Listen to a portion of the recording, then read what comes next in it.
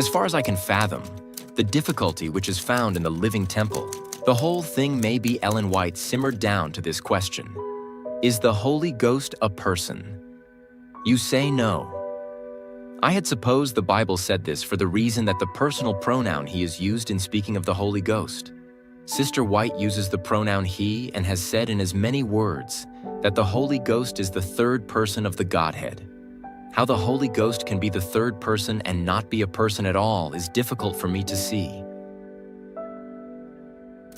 Tulisan Miss White yang sering disalahartikan adalah the third person of the Godhead. The third person ini mereka artikan sebagai makhluk ilahi ketiga di surga, yang adalah Roh Kudus. Mereka membuat kesimpulan ini berdasarkan definisi kata person, yaitu individual being. Sebagaimana Esau adalah an individual human being, mereka simpulkan bahwa Roh Kudus juga adalah an individual divine being. Rasul Paulus menulis di buku Ibrani bahwa Kristus adalah the express image dari person Bapanya. Arti kata image adalah exact copy. Artinya Kristus adalah makhluk ilahi yang adalah exact copy daripada Bapanya yang juga adalah makhluk ilahi. Kristus datang ke bumi ini di dalam personnya untuk mengungkapkan Bapanya, yang mana Bapanya adalah a person, sebagaimana Kristus juga adalah a person. Dan kata person ini artinya adalah an individual divine being, sebagaimana Esau adalah an individual human being. Dan karena Kristus adalah an individual divine being, sebagaimana Bapanya juga adalah an individual divine being, sehingga kesimpulan mereka bahwa Roh Kudus adalah the third individual divine being di surga. Menurut mereka, Miss White mengkonfirmasi kebenaran ini dalam tulisannya yang mengatakan bahwa Roh Kudus adalah the third person of the Godhead.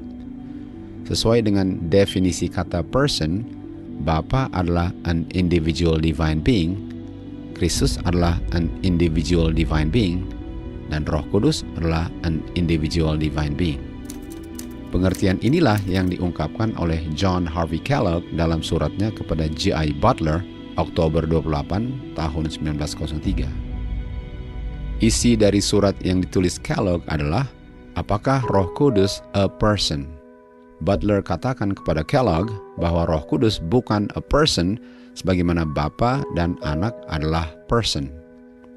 Yang Kellogg tidak bisa mengerti, mengapa Miss White menggunakan kata he atau dia yang adalah kata ganti person ketiga, dan menggunakan kata person ketiga atau the third person, namun artinya bukan a person.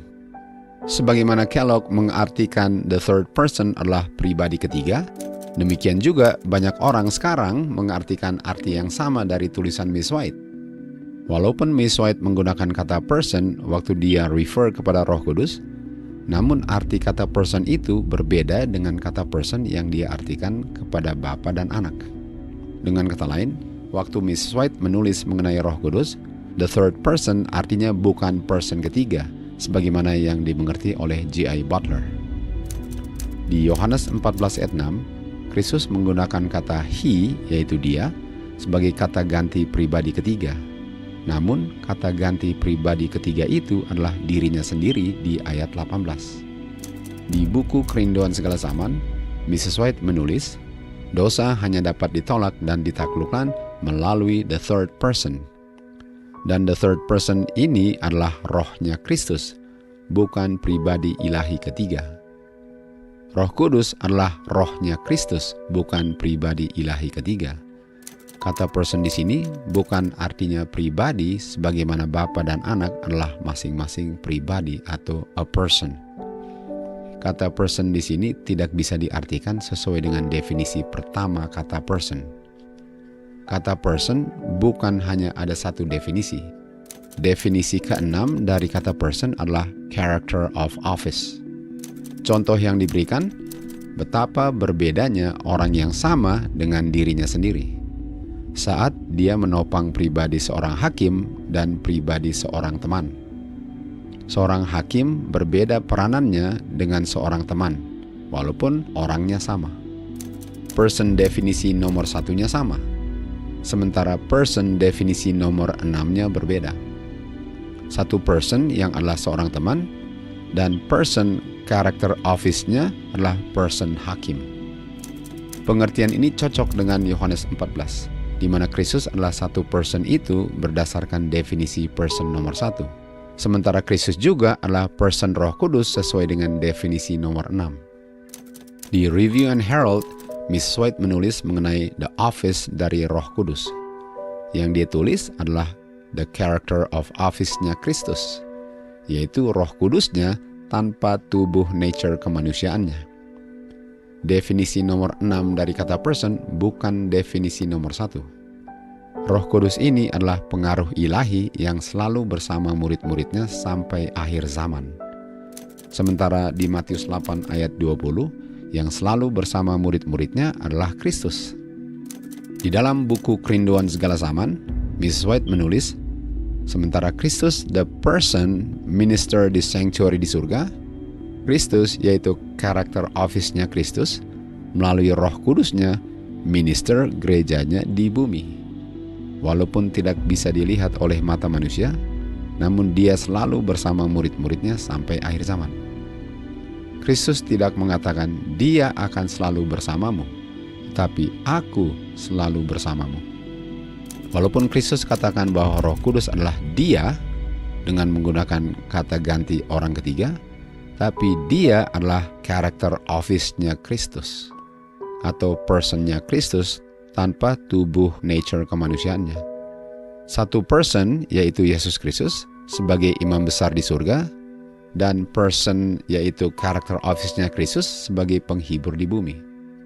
Makhluknya satu yaitu Kristus. Tetapi Roh Kudus bukan makhluk sebagaimana Kristus adalah makhluk, tetapi karakter office-nya Kristus, yang kata lainnya adalah person daripada Kristus, yang adalah penghibur di bumi.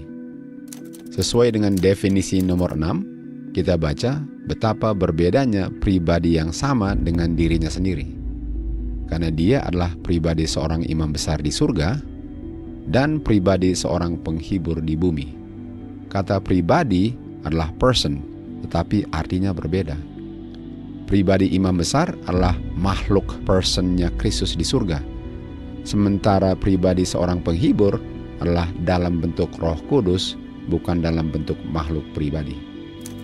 Miss White menulis bahwa ada orang-orang yang waktu menerima teori-teori palsu ini mengumpulkan dari tulisan-tulisannya pernyataan-pernyataan kebenaran yang mereka gunakan terpisah dari konteksnya dan memutarbalikkan artinya dengan mengasosiasikannya dengan kesalahan. Kellogg mengartikan kata person sebagai makhluk pribadi, sementara Miss White mengartikan kata person sebagai karakter office-nya Kristus, bukan oknum pribadinya.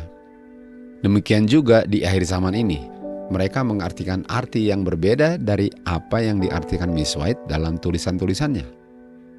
Kita perlu untuk membandingkan tulisannya dengan tulisan-tulisannya, agar kita tidak mengartikannya sesuai dengan apa yang kita mau apa artinya. The third person adalah the character office-nya Kristus tanpa tubuh nature kemanusiaannya. Di Letter 124, 1897, Miss White menulis, waktu pencobaan membayangi jiwa, ingat perkataan-perkataannya Kristus. Ingat bahwa dia hadir walaupun tidak kelihatan di dalam person, yaitu the character office daripada Roh Kudus yang adalah Kristus. The person of the Holy Spirit bukan makhluk pribadi ilahi ketiga, tetapi adalah Kristus sendiri melalui the character of office dari Roh Kudusnya.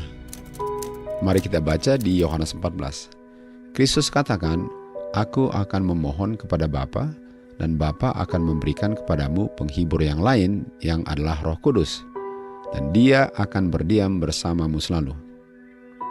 Kata dia adalah kata ganti orang ketiga. Ayat berikutnya akan menunjukkan apakah dia adalah makhluk pribadi Roh Kudus atau Kristus dalam karakter office-nya sebagai Roh Kudus. Lalu Kristus lanjut, aku tidak akan tinggalkan kamu tanpa penghibur, dan yang akan datang nanti adalah aku akan datang kepadamu. Dia yang adalah kata ganti orang ketiga adalah aku dalam person atau character office-nya Roh Kudus, bukan makhluk pribadi ketiga. The third person of the Godhead adalah personnya Kristus dalam character office-nya, bukan Roh Kudus sebagai makhluk kepribadian selain Bapa dan Anak. Kellogg dan banyak orang sekarang tidak mengerti kata person yang digunakan Miss White. Kita baca kembali kutipan the third person dari buku Kerinduan Segala Zaman. Dosa hanya dapat ditolak dan ditaklukkan melalui kuasa yang besar dari Kristus dalam karakter office-nya sebagai Roh Kudus. Semoga kebenaran Tuhan membebaskan kita semua dari segala kekeliruan dan kesalahan. To God be the glory.